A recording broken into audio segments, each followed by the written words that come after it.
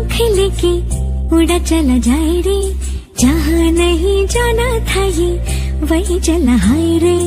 उम्र का ये ताना बाना समझ न पाए रे, जुबां पे जो मोह माया नमक लगाए रे, के देखे न भाली न जाने न दाए रे, दिशाहारा केमन बोका মনটা রে।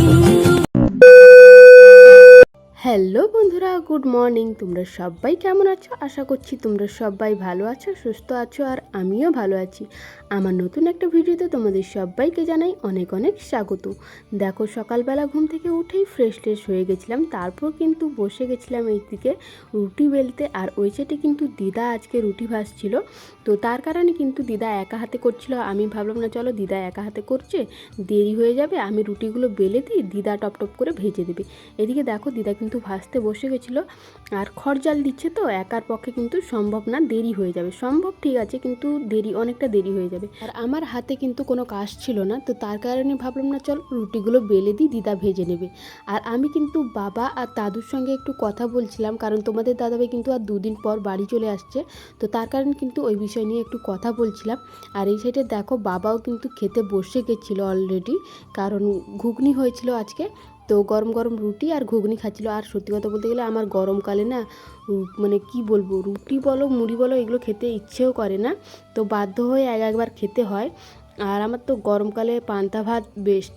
তো এইদিকে দেখো, বাবা চলে এসেছিলো। আমাদের যে পুকুরটা আছে না, মানে আমার বাড়ির থেকে অনেকটা দূরে যে পুকুরটা আছে, ওই পুকুরে কিন্তু আজকে মাছ ধরা হবে। তো তার কারণে কিন্তু পুকুরের চারিদিকে না, মানে কি লটা ঘাসগুলো না চারিদিকে, পুকুরের চারিদিকে ছিল। আর এগুলোকে আমরা বলি মদরঙ্গার শাক, এগুলো কিন্তু গরু খায়। যাই হোক, বাবা কিন্তু এখন পরিষ্কার করতে নেমে গেছে পুকুরে, এখনও পর্যন্ত কেউ আসেনি। আর এখন কিন্তু এদিকে দেখো, দাদু আর বাবা কিন্তু পুকুরে মাছ ধরছিল। এই যে দেখতেই পাচ্ছ, এই পুকুরটা কিন্তু অনেকটা ছোট। আর এই পুকুরে সত্যি কথা বলতে গেলে ডালা পালকা যতই ফেলে রাখো না কেন, মাছ যে কে কখন ধরে নিয়ে যাবে তোমরা মানে বুঝতেই পারবে না। আর সত্যি কথা বলতে গেলে মানে বাড়ি থেকে অনেকটা দূরে যদি পুকুর বলো বা তোমার ফলমূলের গাছ যদি থাকে না, কিন্তু বাড়ির লোকের থেকে বাইরের লোক অনেকটাই খায় বেশি।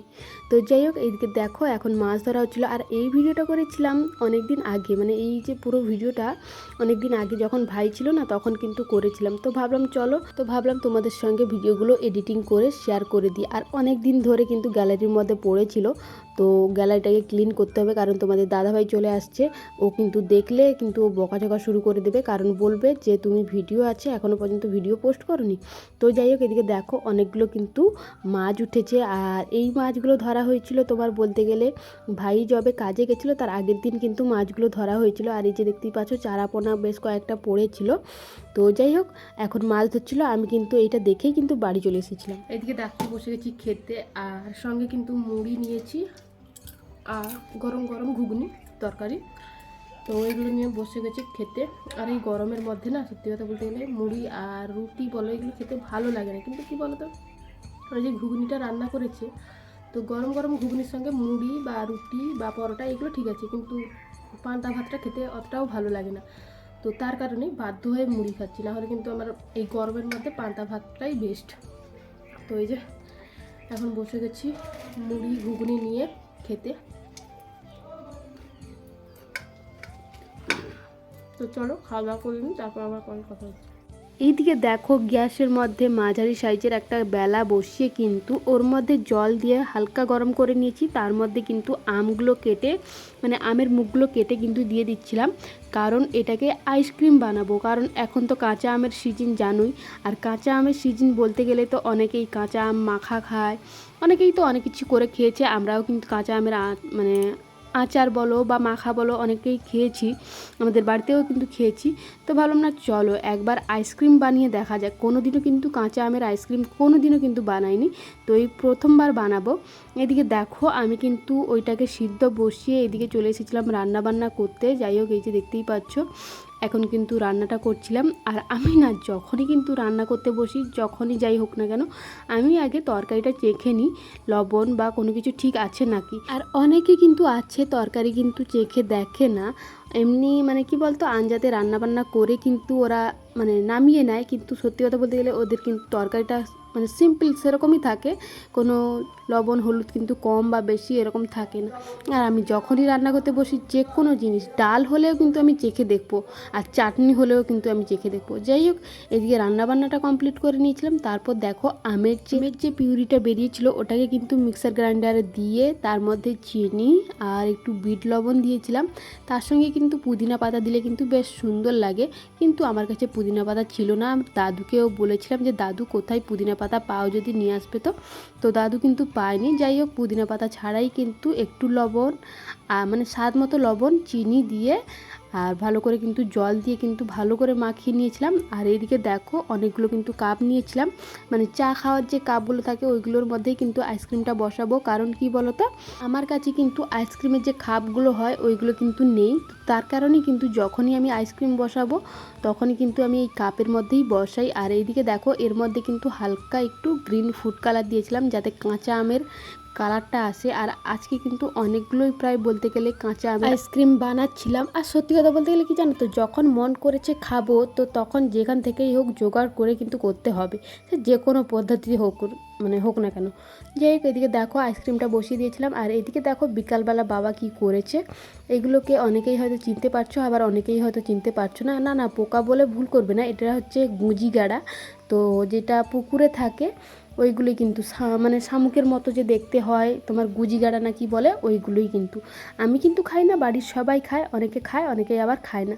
যাই হোক, এদিকে দেখো সন্ধ্যাবেলা কিন্তু মামা চলে এসেছিলো বিয়ের কার্ড নিয়ে, কারণ মামার মেয়ের বিয়ে। আর কি বলতো, আমাদের পাড়া গ্রামে কিন্তু সেরকম বিয়ের ডাক থাকে না, মানে কি বলতো 1.5 বছর 2 বছর 1 বছর পর একটা করে বিয়ের ডাক পাই। তো যাই হোক, এই যে দেখতেই পাচ্ছ কার্ডটা কিন্তু খুব সুন্দর হয়েছিল, ভেতরের কিন্তু খামটা মানে ভেতরের যে কাগজটা কিন্তু খুব সুন্দর হয়েছিল। তো যাই হোক, ওটা আর বের করে তোমাদের সঙ্গে শেয়ার করতে পারলাম না, কারণ দিশা সোনা কিন্তু বদমাইশি করছিল, ও কিন্তু ধরেছিল। আর এইদিকে দেখো উপরে কিন্তু ছেলে মেয়ের নাম ছিল। যে বিয়ের ডাক পড়ে গেল, বিয়েতে তো যেতেই হবে, আর তোমাদের সঙ্গে অবশ্যই শেয়ার করবো কী কী করি না করি বিয়েতে। যেই এদিকে দেখো সন্ধ্যাবেলা কিন্তু আমি বসে গেছিলাম রোল খেতে, কারণ রোলটা আমি নিজে একা হাতে বানিয়েছিলাম, তো তার কারণেই কিন্তু রোলটা খেতে বসে গেছিলাম। আর সত্যি কথা বলতে গেলে রোল বলো চাউমিন বলো, ওই জিনিসটা কিন্তু আমার বাড়িতে বানিয়ে খেতে বেশ ভালো লাগে, বাইরে নয়।